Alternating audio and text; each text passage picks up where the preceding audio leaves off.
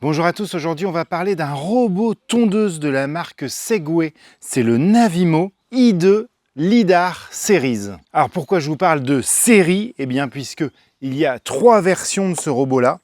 Le i208 pour faire 800 m², le i215 pour faire 1500 m² et le i220 pour faire 2000 m². Moi ce que je vous présente aujourd'hui, et c'est plutôt particulier, je vous présente le i210 Lidar. Alors, je comprends pas trop puisque en fait, je ne le trouve sur aucun site. Est-ce que c'est un robot qui va sortir bientôt ou est-ce qu'ils ont décidé de ne pas le faire et de faire plutôt un 800?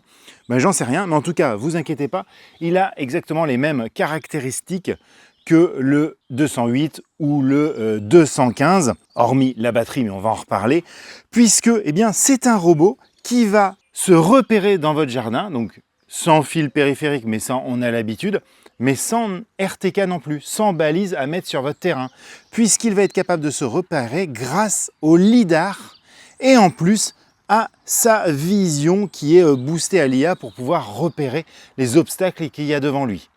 Et quand je vous parle de lidar, eh bien sachez qu'on est sur un lidar un peu particulier. On n'est pas sur la même technologie que les aspirateurs robots par exemple, où vous savez, on a un lidar qui tourne à très haute vitesse. Non, non, là on est sur un lidar à semi-conducteur qui a priori est bien plus fiable et surtout qui est à une haute définition. Il va être capable de repérer 200 000 points par seconde jusqu'à 70 mètres de distance. Et tout ça, ça va lui permettre de se repérer à une précision de 1 cm sur votre terrain. Mais ce que je vous propose dans un premier temps, c'est de faire le tour de celui-ci. Donc sur le devant, on va retrouver ici l'emplacement femelle par lequel il va aller se recharger sur sa base. Et oui, puisque bien sûr, il est livré avec cette base. Alors, bien sûr, mes robots, quand je vous les présente, ils ne sont pas hyper propres. C'est que forcément, je les teste avant de vous les présenter. Mais chose hyper intéressante, et c'est ça l'avantage du lidar, c'est que vous pouvez mettre la base vraiment collée à votre maison. Vous vous en fichez.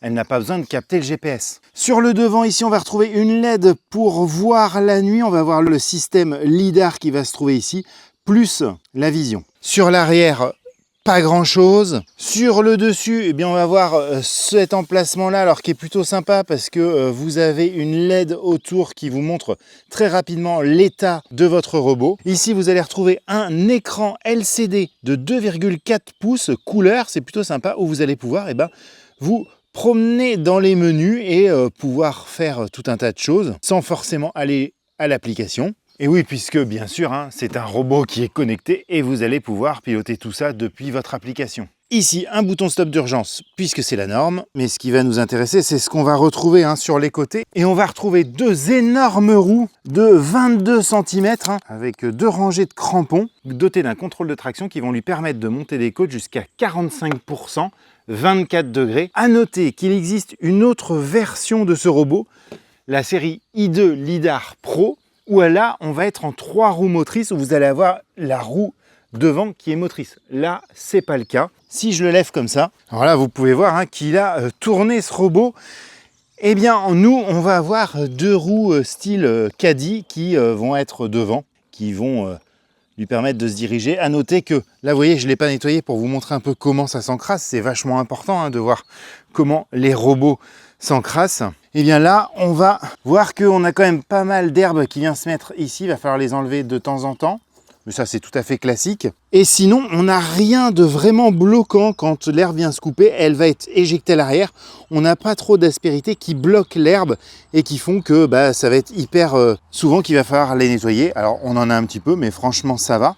On va retrouver ici le plateau de coupe qui fait à peu près 22 cm, qui est doté de 6 lames. Et puis ça va pouvoir se régler électriquement pour pouvoir couper l'herbe de 2 à 7 cm de hauteur.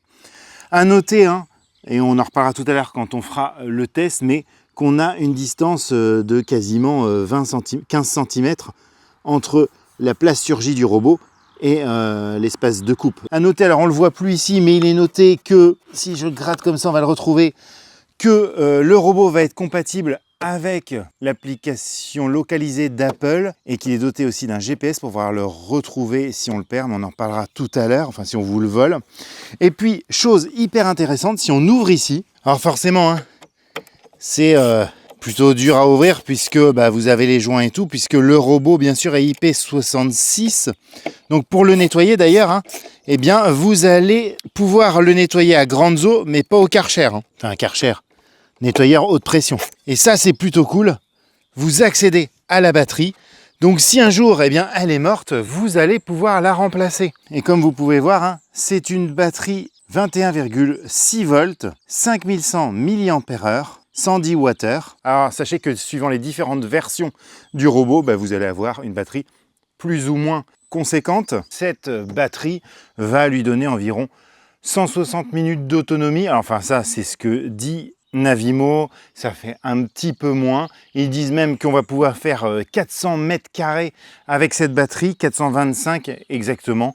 Alors oui, ça peut-être le faire, mais il va falloir que votre terrain soit un billard sans obstacle au milieu. Vous allez voir quand on fera les tests que c'est beaucoup moins. Mais de toute façon, une fois qu'elle se vide, le robot retourne à sa base, se recharge pendant 1h30, 2 heures, et puis après va pouvoir repartir pour finir le boulot. Donc franchement, ça, il n'y a pas de problème avec ça. Et maintenant qu'on a fait le tour des caractéristiques techniques, eh bien on va parler de l'application. Donc pour le faire fonctionner, il faut utiliser l'application Navimo. Et pour l'installer, c'est extrêmement simple, vous êtes guidé. Et comme vous pouvez voir, eh bien moi je l'ai fait pas mal tourner avant de vous le présenter. Donc il a bien cartographié mon terrain. Et alors la carte est plutôt sympa. Si je zoome comme ça, eh bien on voit mes différents massifs et puis les zones interdites que j'ai faites. Mais là, donc c'est un terrain d'à peu près 1000 mètres carrés que j'ai là. Enfin 800 et quelques, parce que si on enlève la maison, tout ça. Mais là pour le test, eh bien on va réduire le terrain. Donc je vais effacer ma carte et en créer une nouvelle. Deux types de cartographie différentes, soit une cartographie automatique. Donc là il faudra que vous ayez quand même un terrain où les bords sont vraiment bien délimités. Franchement moi je peux pas vraiment, puisque j'ai des énormes trous qui tombent vers ma piscine. Soit vous utilisez cette fonctionnalité là, mais là eh bien c'est le robot comme un robot aspirateur de maison qui va se promener dans votre jardin et puis qui va définir les limites du terrain, voir là où vous avez les obstacles et tout. Donc ça c'est super bien, mais comme je vous dis, il faut que vous ayez vraiment un super jardin hyper bien défini. Moi on va faire plutôt une cartographie manuelle. Donc là ce qu'il va falloir faire, eh bien, c'est faire le tour du terrain avec la tondeuse pour qu'elle voit là où sont les limites. Donc comme vous pouvez voir, ça fait plus de 15 jours que j'ai pas tondu le terrain exprès pour que vous voyez la différence. Et ce qu'on va faire, eh bien, je vais faire une première zone pour que le robot tombe dans cette zone, et puis je vais faire une deuxième zone plus loin, vers là-bas, eh bien, pour qu'on voit comment il gère le multizone. Alors comme vous pouvez voir, il nous dit qu'il faudrait faire une première tonte et que l'herbe ne dépasserait pas 6 cm.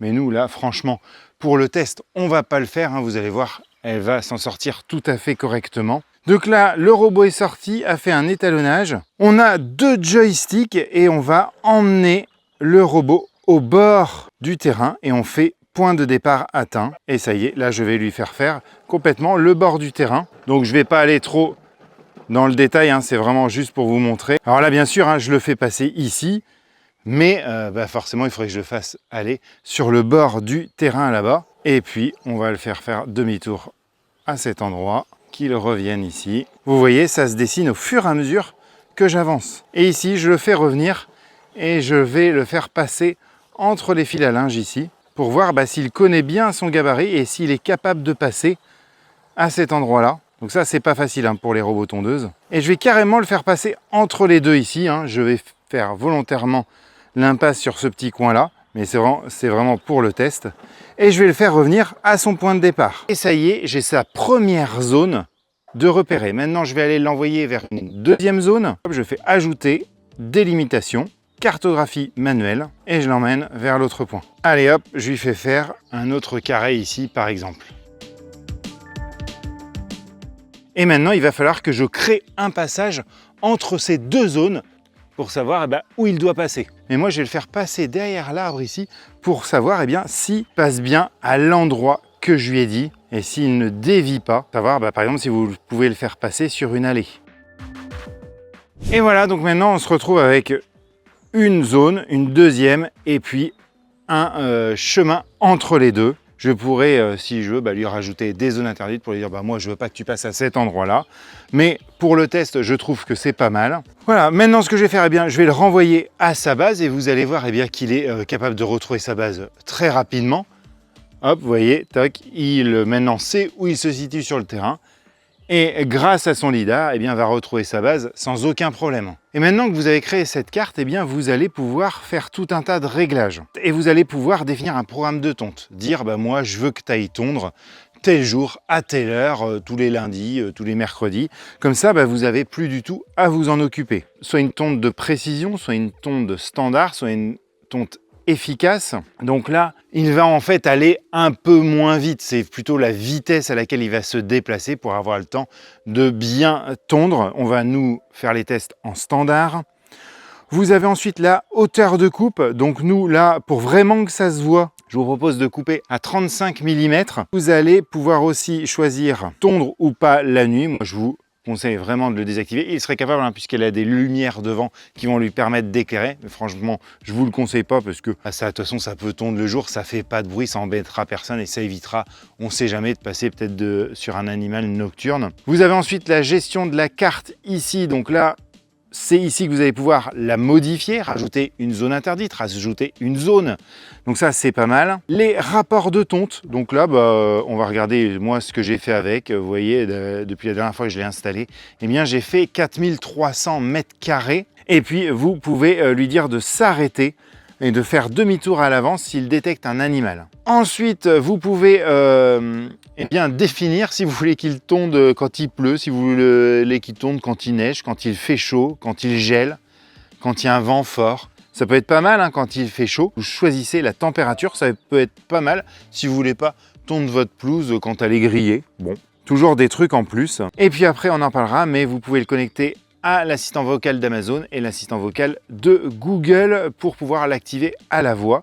Vous avez certaines fonctions de laboratoire. C'est l'activation du fait qu'il va pouvoir vraiment aller sur les bordures réelles de la pelouse. Donc là, vous voyez, vous pouvez dire je veux que tu approches les bordures mais pas trop, ou alors que je veux vraiment que tu ailles au plus proche possible. Et nous, on va le mettre vraiment en extrême. Ce que vous ne ferez pas pour vraiment qu'il aille quasiment au contact des bordures. On va voir si il va être capable d'aller au plus près. Alors sachez que ça, c'est une fonction de laboratoire, donc c'est-à-dire que c'est en cours d'apprentissage et ça va s'améliorer au fur et à mesure. Et puis après, vous avez les fonctions anti-vol où là, vous pouvez recevoir une alarme si la tondeuse est soulevée, si la tondeuse sort de votre terrain. Vous avez aussi le trouver ma tondeuse, puisque il y a une puce 4G à l'intérieur et qu'elle a une balise GPS, vous allez pouvoir la retrouver. Et vous avez même l'option localisée par Apple. Allez, ce que je vous propose maintenant, c'est de lancer la tonte. Il est parti, d'abord il va détourer le terrain. Et comme vous pouvez voir, là, c'est clair, comme l'herbe est haute, on voit extrêmement bien là où il passe. Et comme vous pouvez voir, il va respecter scrupuleusement les limites du terrain.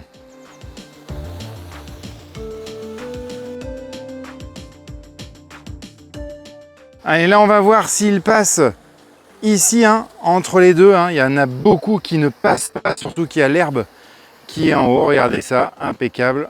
Il réfléchit quand même et il passe. Et il ne va pas à toucher les bords. Bon, en même temps, l'herbe est haute, mais voilà, on n'est vraiment pas loin du bord. On est à une dizaine de centimètres, même pas. Ça, c'est pas mal. Est-ce qu'il va passer entre les deux poteaux? Impeccable. Il connaît hyper bien son gabarit, donc ça c'est vraiment un plus. À noter que beaucoup de robots aussi, quand il y a de l'herbe comme ça qui est cramée, ne passent pas. Et bien celui-là, pas de problème, il passe. Vous voyez là, c'est un peu vallonné, il est passé sans problème. Et puis il va continuer, vous voyez, il se décale un tout petit peu au passage qu'il a fait tout à l'heure. Et donc il n'oublie aucune bande entre les deux passages. C'est vraiment nickel. Et là, il va détourer plusieurs fois le terrain. Et regardez, il repasse encore et là, il va essayer de passer au plus près du poteau. Ah, c'est pas mal, Là, il y a mon chien. Regardez, hop, comment il l'évite. Il va passer à côté.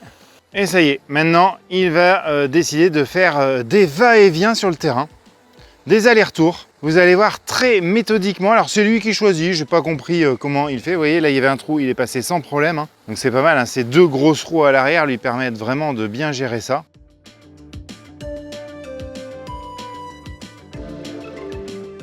Ouais, donc là c'est super, hein. Vous avez vu, il fonctionne très bien. Maintenant bah, forcément on va le mettre à l'épreuve, hein. Et ce que je vais faire, eh bien je vais installer une table de salon de jardin, eh bien pour savoir s'il est capable de passer en dessous, s'il connaît. On a vu qu'il connaissait son gabarit en largeur, mais est-ce qu'il le connaît en hauteur? Non, là a priori il fait demi-tour. On va quand même la laisser là pour voir. Normalement il passe juste en dessous, hein. Non, il le contourne. Donc là, premier test, hein, je lui mets un ballon devant lui pour savoir s'il est capable de le détecter, sachant que c'est pas un ballon d'une couleur habituelle. Bon, franchement, je ne suis pas inquiet. Bien sûr, il le détecte. Il passe autour. Enfin, il s'arrête avant. Alors, ce que je peux remarquer, hein, c'est qu'il prend quand même vachement large, je trouve. On a toujours une trentaine de centimètres. Vous voyez, hop, il tourne autour. Et voilà, il me laisse à peu près une trentaine de centimètres, hein. C'est vraiment ce qu'on a tout le temps, à part bah, sur les bords où il va aller beaucoup plus près. Maintenant qu'on a vu ça, bah, on va essayer avec une balle. Alors vous voyez là c'est vraiment très petit, hein, il n'y en a pas beaucoup qui arrivent à détecter ça, surtout quand l'herbe est un peu haute. Et ben on va essayer ça tout de suite. Je l'ai mis ici, là où l'herbe est pas trop haute, hein, bien évidemment. Et il va arriver dessus et on va voir s'il est capable de la détecter. Non. Allez, autre test, mon petit bout de tuyau d'arrosage. Alors en plus, je suis un peu salaud parce qu'il est gris et puis il est plutôt fin. Ben, on va tester s'il est capable de le détecter. Oui. Donc ça c'est impeccable, hein. Regardez même, hop, il ne passe pas, il ne se fait pas avoir. Donc ça c'est vraiment bien. Je trouve qu'il faut au moins ça sur le robot tondeuse parce qu'on peut être, voilà, on peut avoir arrosé puis avoir oublié de remballer le tuyau. Bah franchement, moi j'en ai quelques-uns qui me sont passés sur les tuyaux. On a un peu les boules à chaque fois, bon bah là c'est pas mal. Et allez, enfin un test ultime. Vous avez fait étendre du linge. Il y en a une qui tombe par terre. Est-ce que le robot va passer à côté? Et bien on va tester ça tout de suite. Et oui, il a détecté et il fait demi-tour, hein. Vous voyez, hein, il prend toujours large, ce qui pourrait être quand même un point négatif. Après, au moins, on est sûr que bah, il ne va pas abîmer les choses, hein, il ne va pas au contact comme j'ai vu certains robots le faire. Certains verront ça comme un désavantage. Je vois ça plutôt comme une sécurité. Voilà, hop, là on voit bien qu'il l'a vu et il fait demi-tour. Donc ça, c'est franchement impeccable. Ouais, donc on a vu qu'il se débrouille vraiment pas mal sur l'évitement d'obstacles. Donc ce que je vous propose, eh bien, c'est de le laisser finir. Alors chose tout à fait cool, tout à l'heure ici, j'avais mis, vous savez, la table où il n'a pas pu passer. Et bien regardez, avant de passer à un autre endroit, de finir de l'autre côté là, eh bien il repasse quand même pour aller voir si, aux endroits où il n'a pas pu passer, il peut quand même pas y repasser et les faire. Puisque bah, ça pourrait être un chien qui était là, il n'est pas passé, et puis le chien s'est barré et il a pu faire.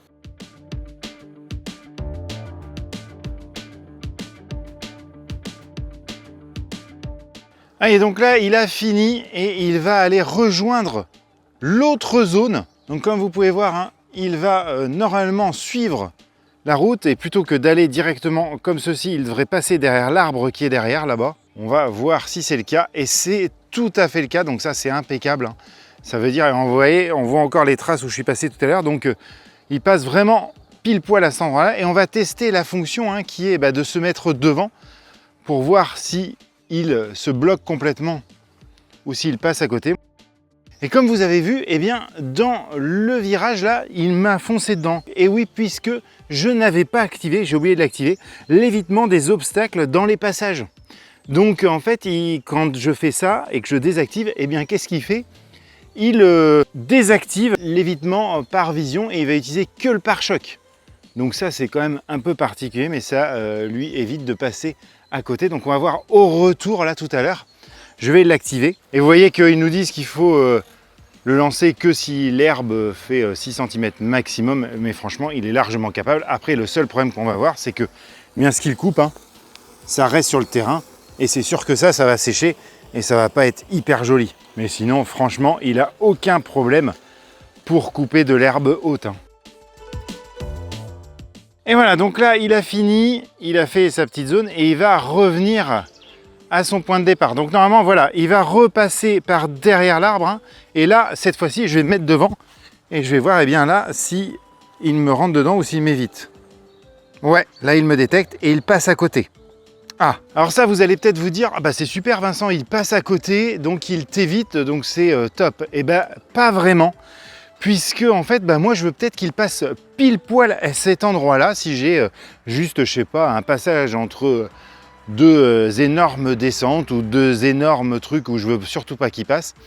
Eh bien là, il passera à côté. Des fois c'est bien bah, qu'il s'arrête et puis plutôt qu'il envoie un message en disant bah, viens m'aider, je peux pas passer, plutôt que de passer de lui-même. Voilà, donc là il a fini et comme vous pouvez voir, bah, le résultat est nickel. Alors on voit ces passages comme ça, hein, on voit ces tas, c'est parce que l'herbe était très haute, hein, bien évidemment. Regardez, si je fais ça, hop, et je peux enlever comme ça. Et là, à l'endroit où j'ai enlevé l'herbe, on ne voit plus les différents passages. Mais vous voyez que c'est chirurgical, c'est vraiment très bien. Voilà, hein, enfin, je ne sais pas si vous vous rendez compte, mais avant, après, c'est nickel.